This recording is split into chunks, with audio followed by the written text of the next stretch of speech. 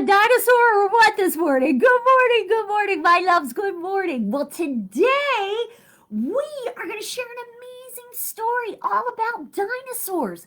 But even more amazing, we are going to share an amazing story, extra amazing story about the scientist Mary Anning, who was one of the first female paleontologists who actually created a whole new field of study, paleontology. But you know what? Before we start, Miss Mel's going to show.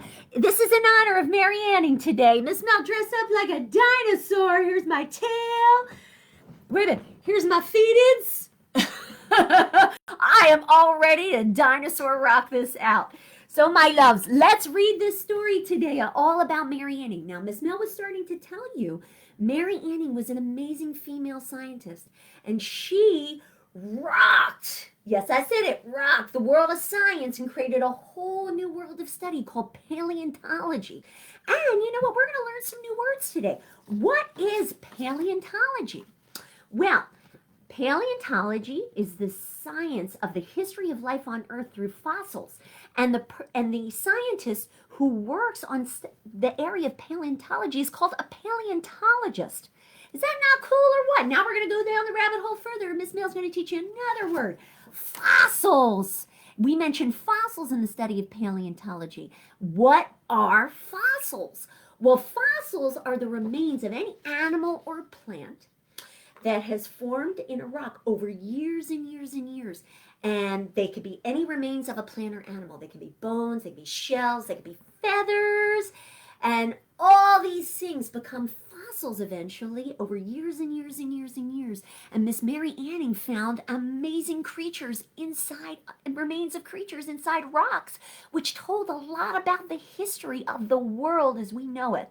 And without her science, as a paleontologist, without her science and recording of the cool things that she found in fossils, we would not have some of the information about our world.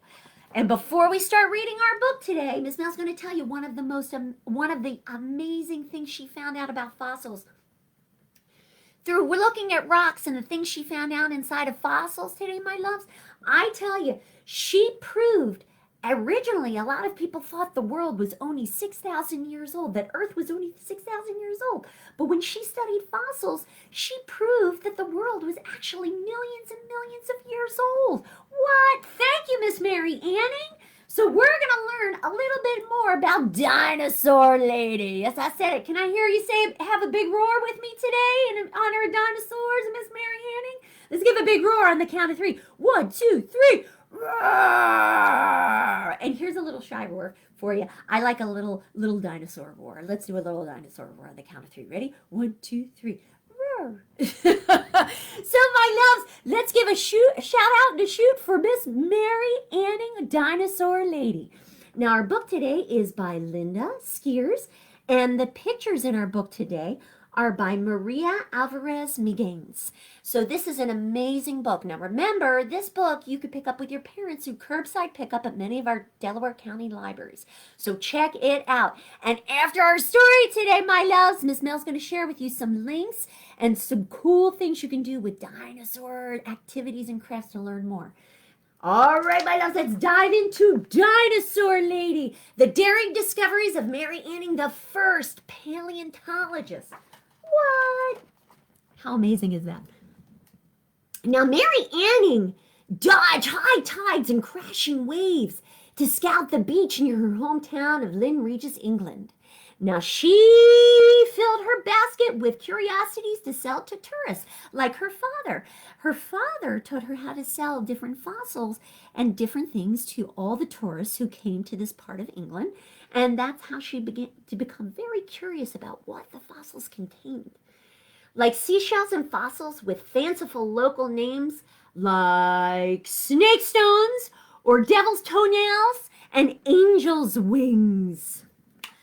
Now she scrambled over crumbling cliffs and rocky peaks while avoiding life-threatening landslides, and despite the danger, Mary wasn't afraid. She faced her fears. She was determined to uncover the areas of long-buried secrets no matter what the risk was. She was a true scientist down to her core. Mary learned to read and write at Sunday school, but she wanted to learn so much more. She had so many questions about the bones and fossils she found, and she needed answers. She borrowed books and copied scientific papers. She even sketched some intricate drawings of her discoveries, and she made notes, lots and lots of notes. Because any good scientist will write down and jot down all the good sketches and notes they have so that they could study them while they're reading and study them later to compare them.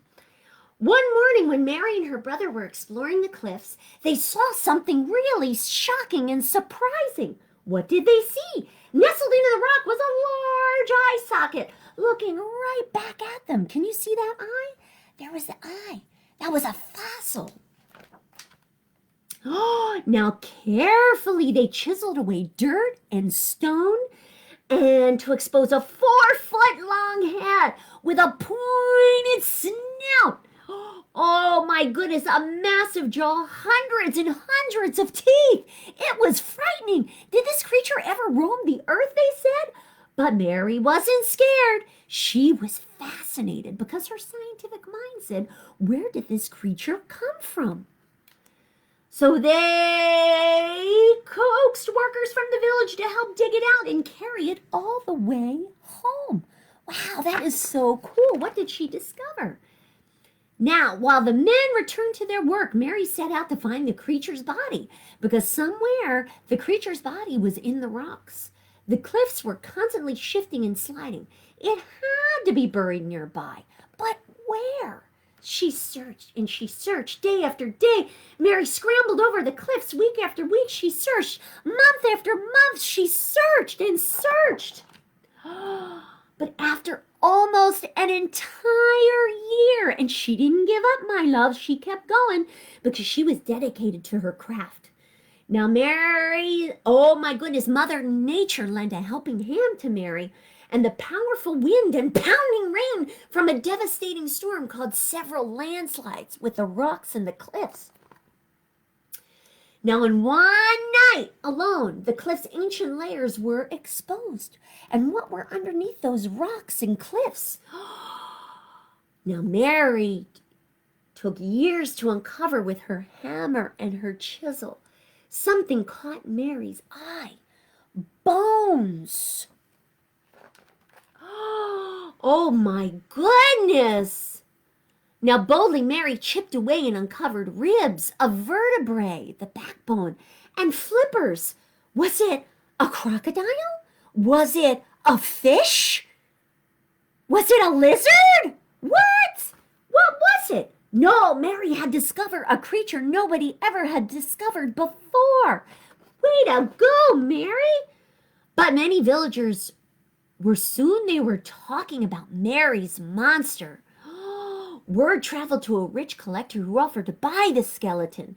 And Mary hated to see it go, but the money would help the Anning family survive for months and months and months. So the collector donated it to a London museum, and scientists and geologists flocked to the exhibit. They studied it carefully, calculated, debated. They named it Ichthyosaurus, which means fish lizard. The word dinosaur hadn't even been invented yet. It was a very early word. They made an announcement that shocked the world. Mary's find wasn't just old, it was millions and millions of years old. What? Their declaration shattered the community-held belief that the earth was only 6,000 years old. Way to go, Mary. Mary did that. Also, no one had realized that a species could become extinct until they studied the remains of a creature that no longer walked the earth. And here were some of Mary's sketches of that Ichthyosaurus, the fish lizard. Now, how cool is that, my loves? Look at that. While others discussed her discovery, Mary kept exploring and she kept learning more and more about these so-called dinosaurs. Now, over the years, Mary also found many odd, dark, lumpy pebbles inside skeletons. What could they be? She examined them, reread her notes, studied her drawings, Mary figured out what they were. What were those lumpy things that were brown and inside of these skeletons? Except it was something she felt a lady shouldn't talk about. But she did, bless her heart. But Mary was more of a scientist than a proper lady, so she proclaimed these stones, known as bazaars, were actually fossilized poop. What? They were poop. Geologists screamed. Scientists scoffed and laughed. Mary. But, my loves, these fossilized bazaars, known as poop, could tell a lot about an animal. They could tell a lot about people. By really delving in and studying the dinosaurs' poop, you could find out what they ate millions and millions of years ago. They took a closer look and realized that Mary was right.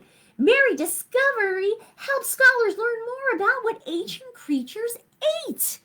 Oh my goodness, you can tell a lot from poop. Mary also found many long, thin, cone-shaped fossils. They were unremarkable. Oh my goodness, ordinary, at least one on the outside. Curious, she cut one open very carefully. Now, tucked inside was a small pocket filled with a thick, dark substance as she broke it open. What was this?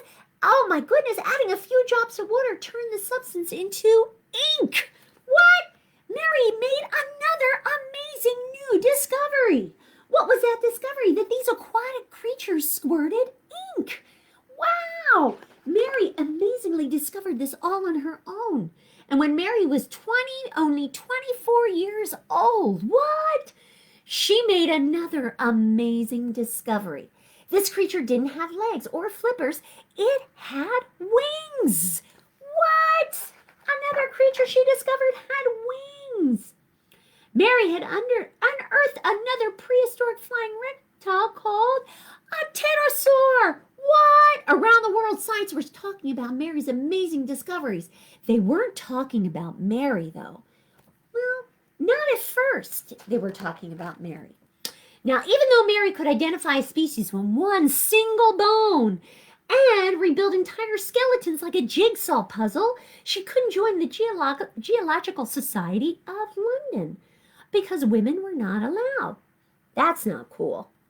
She couldn't attend lectures or read university classes or even take classes. But Mary knew her discoveries were important. Nothing would stop her, my loves, because she was a powerful lady. And she would change the way people viewed the earth for years and years and years to come. And so did many geologists, scientists, and scholars, because where did they go when they had questions? Oh my goodness, straight to Mary's cottage. Because eager to learn more, they followed her over the cliffs, even if it terrified them. And it did, but it didn't terrify Mary. Now, just like long-buried fossils, Mary's achievements have slowly been uncovered and shared with the entire world over a long history. Now, her daring discoveries helped form paleontology, the branch of geology that uses fossils to study prehistoric life. And she did all that with a homemade hammer, a chisel, and a never-ending quest to fearlessly keep exploring and learning more. Way to go, Mary! Can we say that on the count of three, my loves? Way to go, Mary! Let's do it. 1, 2, 3. Way to go, Mary! She didn't let anything stop her from learning and teaching all of us, and her history lives on till today, my loves. We wouldn't have the area of paleontology without Mary. So in the back of the book, if you get this at your Delaware County libraries, my loves, in the back of the book, it gives you bone bits and fossil facts, which is really cool. It tells you what different dinosaurs she found, what a paleontologist is, the other word we learned today, what a fossil is, the other word we learned today, and so many other things she explored and discovered on her journey in bone bits and fossil facts in the back of our book. Now, also, there's the most awesome Mary's Annings timeline. And a timeline is basically the history of where she started to where she ended in her life and all the discoveries and history she made along the way. So you can find this also in the back of the book, my loves. And then there's also a little author's note in the back of our book, which is always a little extra special because it gives you an idea of why the author was inspired and why the illustrator was inspired to do this book together, and some really extra cool facts about Mary Anning and her life. So check this book out, my loves. This is a surefire, wonderful, wonderful book, Dinosaur Lady. And you know what? Miss Mel's going to share a few links with you today in our Facebook feed, our live video feed. If you look up top and click on any of the links, Miss Mel has some amazing activities for toddlers, but not only activities, but dinosaur facts. So there's a link today. If you just click on it with your parents at any time you watch this video, my loves, there's a link for 50 awesome dinosaur facts that you may have never known before. So you can check those out with your parents. Miss Mel read over them, and they're super, super duper cool. And also, my loves, there are different activities and sensory activities and different sheets you can print out with your parents. They're so super cool for toddlers, preschoolers, and kindergartners. So there's Miss Mel put up in our links today a few different links, all on cool activities, whatever grade level or age you are, that you can explore with your parents even more. They're so cool. And Miss Mel did one for you today. Oh, and before we start, Miss Mel's going to show you what she did yesterday to prepare for today in our sensory activity.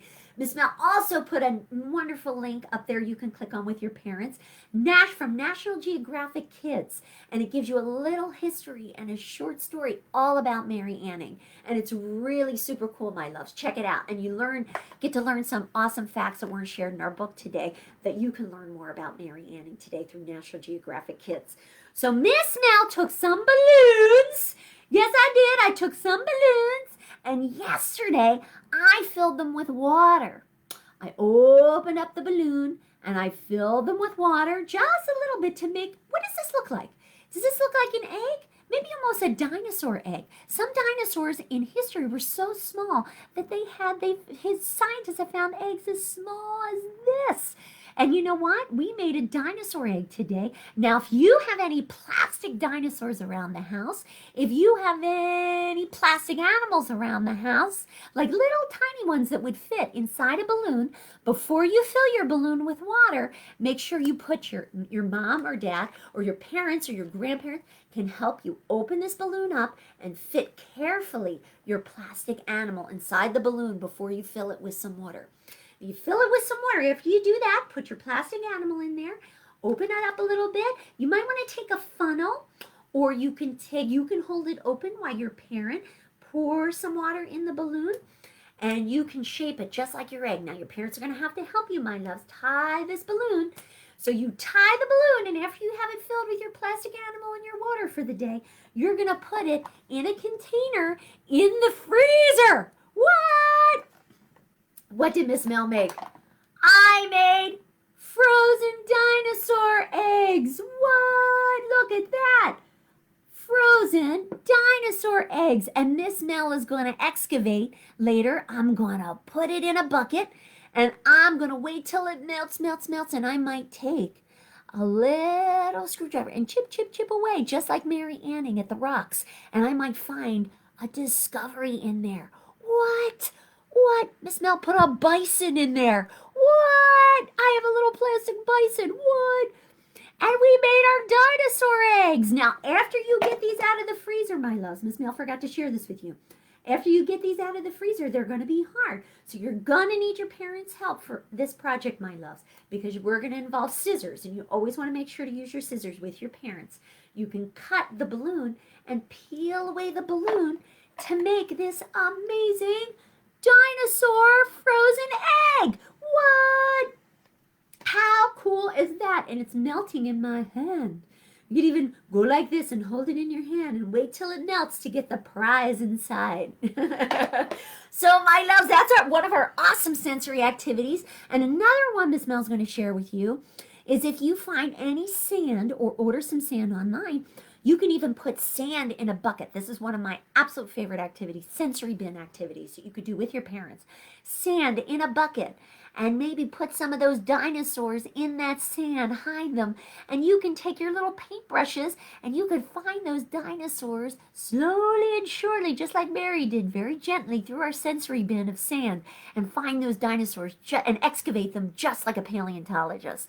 So, my loves, have fun today, and I hope you have fun. If you have some of these amazing science projects you can do at home, they're so cool, and become your own Mary Anning paleontologist, my loves. Now, tomorrow and this week, Miss Nell's going to share with you amazing stories on winter animals and Arctic animals. So we're going to learn more about what animals do in winter and more about polar or Arctic animals. And we're going to learn also, have an extra story on Wednesday all about the narwhal. And what's the narwhal? What? We're going to learn about Arctic animals on Wednesday as well as the narwhal. And that is the unicorn of the sea. Yes, I said it, the unicorn of the sea. So we are going to have super fun today, my loves, and we're going to share some great activities after each story time. So we'll see you tomorrow and Wednesday at 10:30. Bye-bye, my loves. Have a great day, my paleontologists.